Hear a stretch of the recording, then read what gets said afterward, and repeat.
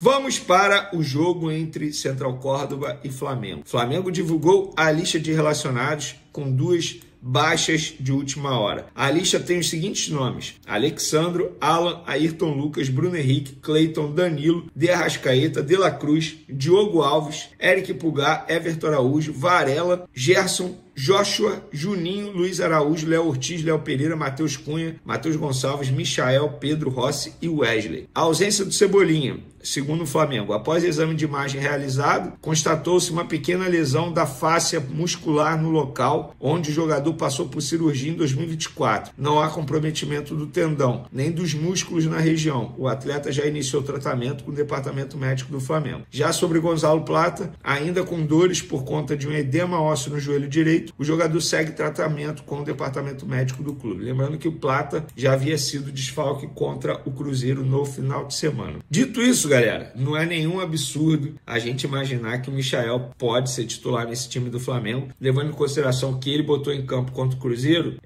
sai o Cebolinha e entra quem? Ele vai botar quem? Luiz Araújo lá? Não acredito. Poderia botar o Gonzalo Plata? Também não iria acreditar nisso. Bruno Henrique? Talvez, porque ele tem insistido demais no Michael. Para mim não seria nenhuma surpresa se ele colocasse o Michael, embora eu seja totalmente contra, porque o Michael vive um péssimo momento com a camisa do Flamengo. E na zaga, muita gente pedindo o Danilo. Eu, como treinador, pensando como treinador, não colocaria o Danilo nesse momento, não deixaria o Léo Pereira na reserva. Sabe por quê? 5 dias atrás, o Felipe Luiz disse que o Léo Pereira era o melhor zagueiro na atualidade no futebol brasileiro. Aí depois de ele cometer uma falha, na verdade foram 2 falhas, um jogo terrível, ele vai, tira o Léo Pereira, bota na reserva, bota o Danilo no lugar dele. Qual recado ele vai dar para o grupo dele? Olha, eu acho vocês muito bons, mas se falhar, eu vou tirar na hora. Pensando como gestor, ele não vai fazer isso. Como torcedor, eu quero Danilo. Beleza, Danilo na cabeça, Danilo titular, entendo. Mas temos que pensar na cabeça do Felipe Luiz como gestor. Não é apenas você trocar uma peça por outra. É você pensar na sua gestão de elenco. E na boa, gente, Léo Pereira falhou nas 3 derrotas do Flamengo com o Felipe Luiz. Beleza. Essas 3 derrotas aconteceram em quanto tempo? Em 15 dias? Não. Foram 10 meses, quase um ano de Felipe Luiz no Flamengo. O Léo Pereira não erra toda hora. E, de fato, ele vinha fazendo boas partidas. Eu acho o Danilo o melhor zagueiro do Flamengo. Sem sombra de dúvidas. Tecnicamente falando. Só que, assim, você não pode apenas tomar uma decisão pensando em uma troca. É uma gestão de grupo. E você aí do outro lado, o que você pensa? Acha que eu estou certo? Acha que eu estou errado? Quero a sua opinião. Vamos falar agora de João Félix. Ué, gente, não era cortina de fumaça? Muita gente disse por aí que era cortina de fumaça e depois teve que confirmar a informação. Inclusive, só se fala disso na imprensa internacional. E agora, o João Félix, além de ter curtido uma publicação do jornalista italiano Fabrício Romano, que ele informou, inclusive dando os créditos aqui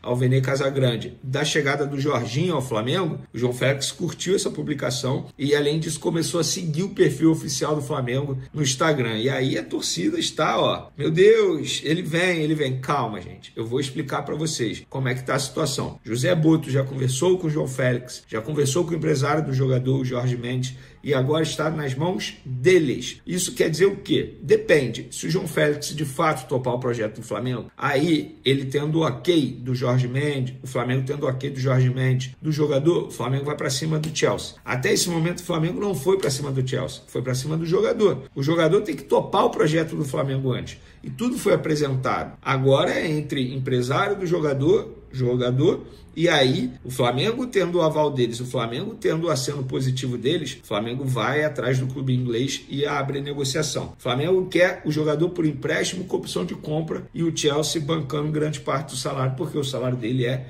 extremamente alto para as pretensões de um clube brasileiro. Mas, se o Flamengo está tentando e vem conversando há mais ou menos um mês, é porque o Flamengo acredita que há chance, mesmo que seja muito difícil de conseguir a contratação, mas há chance. Por outro lado, o Flamengo já tem um jogador contratado, digamos assim, que ainda não está assinado, e repito, galera, pré-contrato não foi assinado. Quem disse isso, respeito a apuração, mas o pré-contrato não foi assinado e existe a chance de ele chegar ao Flamengo Flamengo sem pré-contrato assinado, ou seja, sem assinar nada, tá tudo apalavrado, tudo acertado, e aí acabou o contrato dele com o Arsenal, ele vem para o Flamengo e assina o definitivo, porque ele pode assinar um pré-contrato já tem um tempão, mas ele não quer. Ele não fez até o momento, muito respeito também ao Arsenal, clube que ele tem um carinho enorme. Mas vamos falar da chegada do Jorginho ao Flamengo e quanto custará ao Flamengo. Estou vendo aí muita gente dizendo, 20 milhões de euros.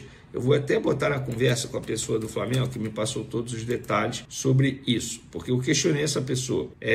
Aqui, esses 3 anos de contrato vai custar quanto ao Flá? Tem gente falando em 20 milhões de euros pelos 3 anos de contrato. Isso é verdade? A pessoa foi e falou assim, Venedo, não é verdade. Esses 3 anos de contrato a gente vai investir 10 milhões de euros. 10 milhões de euros dá em torno aí de 60 milhões de reais, tá? Ou seja, teoricamente 20 milhões de reais por ano. E a pessoa ainda falou assim, pode falar que esses valores que estão noticiando de 20 milhões de euros não procede, não corresponde com a verdade. Beleza. E aí eu estou trazendo aqui a informação para vocês. Então, pessoal, o Jorginho, em 3 anos de contrato, vai custar ao Flamengo 10 milhões de euros. Dá basicamente 3,3 milhões de euros por temporada.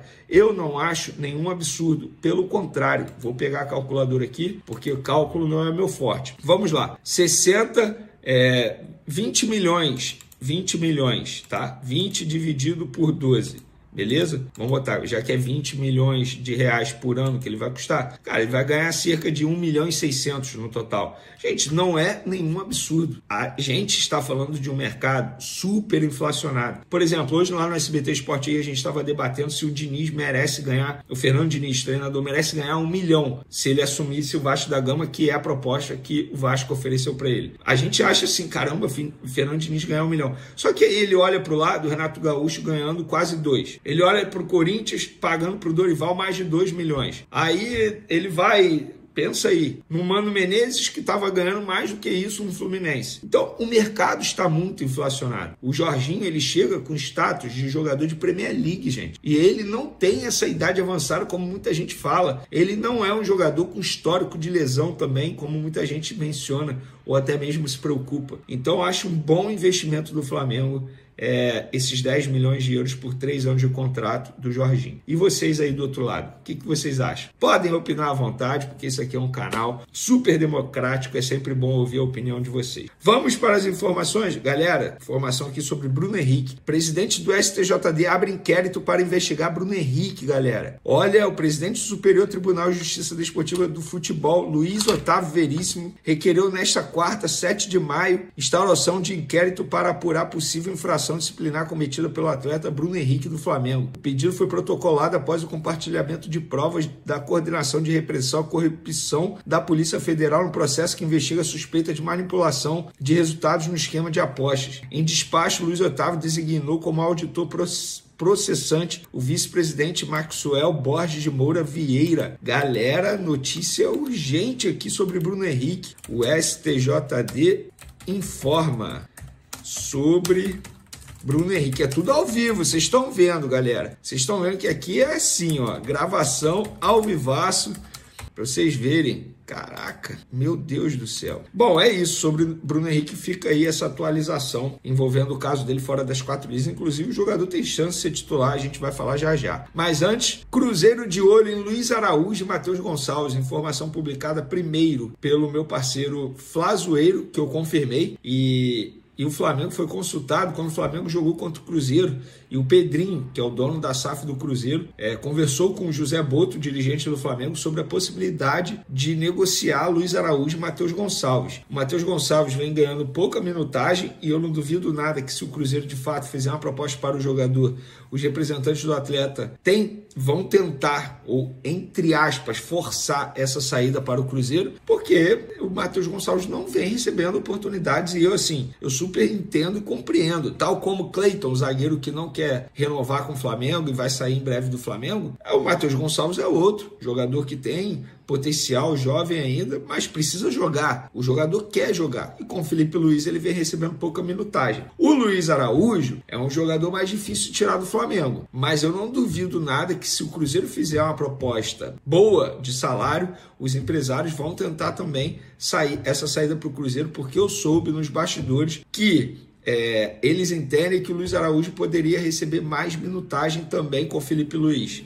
E eu concordo também, tá? Luiz Araújo, sentar e olhar Michael tendo mais oportunidades que ele, eu acho, assim, absurdo. Mas vamos ver. Então, é difícil tirar o Luiz Araújo hoje do Flamengo. Mas o Luiz Araújo é um pedido, desde a última janela, de Leonardo Jardim. Leonardo Jardim é apaixonado no futebol do Luiz Araújo, desde os tempos de futebol francês, quando ele enfrentou o Luiz Araújo na ocasião. Então, ele quer porque quer o Luiz Araújo, é o grande desejo do treinador do Cruzeiro, que ele pede para o Pedrinho Lourenço, dono da SAF. Ele quer muito o Luiz Araújo. E o Cruzeiro vai continuar tentando a contratação desse jogador junto ao Flamengo. E por falar em contratação, muita gente me perguntando se o salário do João Félix não seria em torno de... não seria muito caro para o Flamengo contratar. Gente, não é esse absurdo todo que muita gente está especulando. Muita gente fala em 10 milhões de reais. Não é isso tudo não, gente. Pelo contrário, é um valor bem baixo, tá? Bem abaixo disso aí. Óbvio que é um valor alto, se a gente for levar em consideração o futebol brasileiro, mas o Flamengo vai negociar, caso ele dê o ok ao Flamengo, o Flamengo vai negociar com o Chelsea pagar uma parte desse salário durante o empréstimo, porque o Flamengo não quer contratar o jogador comprando o jogador, é um empréstimo com uma opção de compra estabelecida. Então o Flamengo negociaria com o Chelsea o salário dele também. Então, respondendo essas pessoas, não, o salário do jogador não seria um problema. E uma curiosidade, o pai do João Félix, Carlos Sequeira, ele nasceu no Brasil, vocês sabiam disso? João Félix é um cara que acompanha muito o futebol brasileiro, acompanha muito o Brasil. Eu vou ser sincero, eu já achei muito mais difícil essa contratação. Mas conversando com as pessoas diariamente, pessoas ligadas ao futebol, as pessoas não acham um absurdo o João Félix topar essa proposta não, porque ele é um cara que ele se interessa muito pelo Brasil. Claro, depende muito de qual clube vai tentar contratá-lo também na Europa. Ele está atualmente no Milan, emprestado pelo Chelsea, mas o Milan não vai comprá-lo também. Então depende de muita coisa, mas possível é. Beleza? Hoje tem Flamengo e Central Córdoba, confronto entre clube brasileiro e clube argentino. E confrontos entre times do Brasil e Argentina em 2025. 12 jogos, 7 vitórias dos argentinos, 4 empates, 1 vitória dos brasileiros. 16 gols de times argentinos e 6 gols de times brasileiros. Gente, na boa, isso aqui é um absurdo. Com todo respeito, o futebol brasileiro vive um momento muito melhor que o futebol argentino. Inclusive, em cima disso, eu vou fazer um comentário aqui. Eu tô vendo muitos torcedores do Flamengo em rede social e até mesmo amigos próximos preocupados.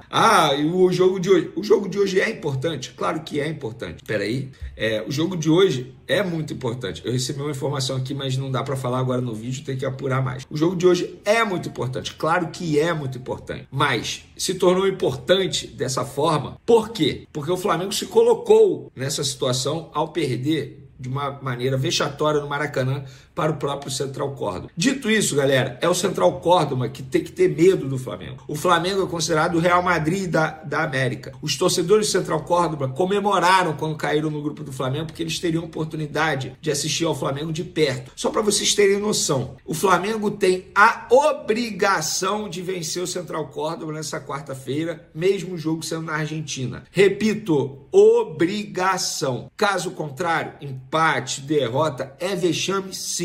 Central Córdoba é um time extremamente pequeno do futebol argentino. Primeira vez que disputa a Libertadores da América. O Flamengo, pelo investimento que tem obrigação. Algo diferente disso é vexame na minha concepção. E para finalizar, galera, para aqueles que acham que o Danilo será titular, a informação que eu tenho vai na mesma linha que eu comentei aqui em vídeos anteriores. O Felipe Luiz não vai tirar o Léo Pereira, até mesmo para não queimá-lo depois de uma partida ruim. Ele pensa na gestão de grupo também, é óbvio. Ele já foi jogador, ele sabe como funciona. E, no entendimento de todos, o time inteiro foi mal, não foi apenas o Léo Pereira. O time inteiro não rendeu da melhor maneira possível. Então vai tirar o time inteiro? Não. E vai tirar o Léo Pereira agora? Também não. Ele vai manter o Léo Pereira até para dar um voto de confiança a esse jogador que, dias atrás, na opinião do próprio Felipe Luiz, melhor zagueiro do futebol brasileiro. E sejamos francos, se ele faz essa troca, independentemente se seja por conta das falhas ou não, obviamente você tira a confiança de um atleta que estava jogando bem. Mas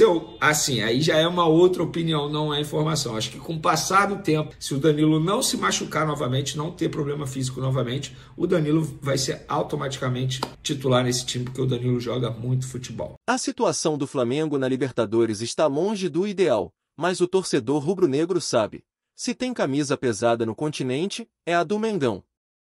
Depois de mais um tropeço fora de casa, com um empate indigesto por 1-1 contra o Central Córdoba, o Flamengo estacionou nos 5 pontos e ocupa a terceira posição do Grupo C. Acima estão justamente os argentinos do Central e a LDU do Equador, ambos com 8 pontos. Mas calma, nação, porque o que parece um drama pode virar uma arrancada épica. O Flamengo tem 2 jogos em casa, no Maracanã lotado, contra a LDU e Deportivo Táchira. E se tem uma coisa que o Maracá faz é empurrar o time para cima. Agora é hora de entender o que precisa acontecer para essa virada de chave, e ela é totalmente possível. Se o Flamengo vencer os 2 jogos, chega a 11 pontos. A missão principal é essa. Com isso, já passa a LDU e Táchira. Mas não basta apenas vencer, o rubro-negro vai ter que ficar de olho no saldo de gols, que hoje ainda está zerado.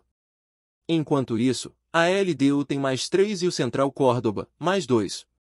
Um possível empate entre LDU e Central na última rodada é o melhor dos mundos. Com o Flamengo vencendo suas partidas, essa combinação faria o mais querido terminar líder do grupo.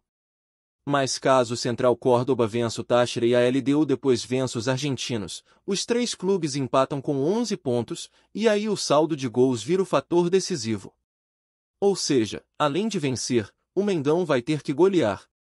E é aí que o peso da camisa entra.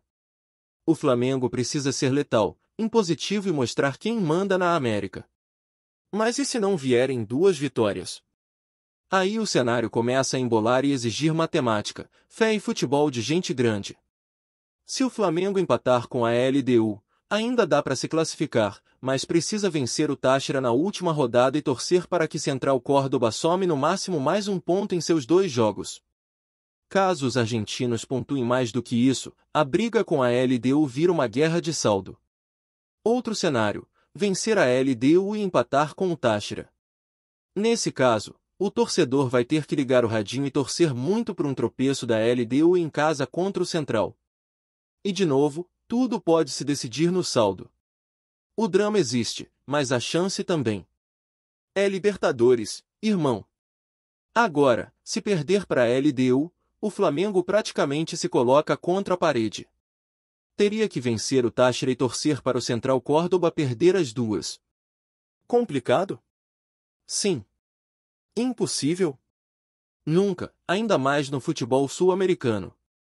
E se vencer a LDU, mas perder pro Táchira, a coisa também complica bastante, exigindo uma derrota da LDU na última rodada. O que fica claro é que o Flamengo vai ter que ser decisivo, frio e ao mesmo tempo elétrico, pressionando do primeiro ao último minuto no Maracanã. As contas estão na mesa, mas o que vai contar mesmo é o que for feito dentro de campo. Agora é hora de jogar com o coração, com raça e com o apoio da maior torcida do Brasil. Esse é o momento de mostrar que o Flamengo é grande, que sabe crescer nas adversidades e que o Maracanã é território sagrado. Os próximos 2 jogos são verdadeiras finais. E se tem uma camisa que impõe respeito na América, é a do Mengo. A classificação ainda está viva, e com apoio total da torcida, o sonho segue firme. Basta jogar com fome de vitória e transformar cada ataque em ameaça. Vamos pra cima, porque se o Flamengo quiser, ninguém segura. A classificação ainda é possível e a história está pronta para ser reescrita no Templo Sagrado do Maracá.